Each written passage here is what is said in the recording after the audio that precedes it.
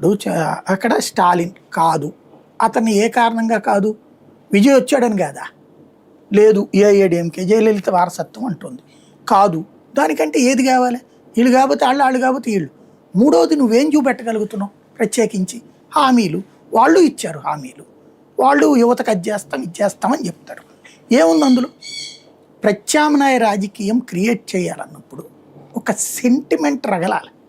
Like KCR Telangana అన్న ఒక sentiment రగిలిచ్చాడు, అధికారంలోకి వచ్చాడు కదా అతను. దాంట్లో ఆ సెంటిమెంట్ అనేది ముఖ్యం. ఇప్పుడు అక్కడ తమిళనాడులో ఏం సెంటిమెంట్ ఉంది? Alternative sentiment. ఒక రకంగా కేసీఆర్ గారికి అప్పుడు కలిసి వచ్చింది అది. ఇప్పుడు అలాంటి సిచ్యువేషన్ ఇక్కడ ఏం కనిపించట్లేదు కదా. అనేది ఒక పాయింట్ లేకుండా రాజకీయం వస్తే ఉపయోగం ఏముంది?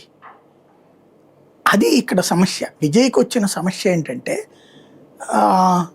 ఇది భావజాలం పరంగా డిఎంకే భావజాలమే ఉంటుందట ఆయనకి, కానీ ప్రభుత్వ పాలన పరంగా సరిగ్గా చేయట్లేదు కాబట్టి తనకు ఓటేయమంటాడు.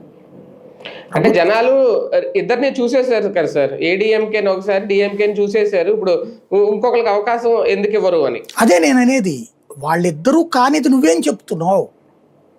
వాళ్ళిద్దరిని చూసేసావు, నన్ను చూడంటే చిరంజీవి అదే చెప్పాడు, పవన్ కళ్యాణ్ అదే చెప్పాడు, విజయకాంత్ అదే చెప్పాడు, కమల్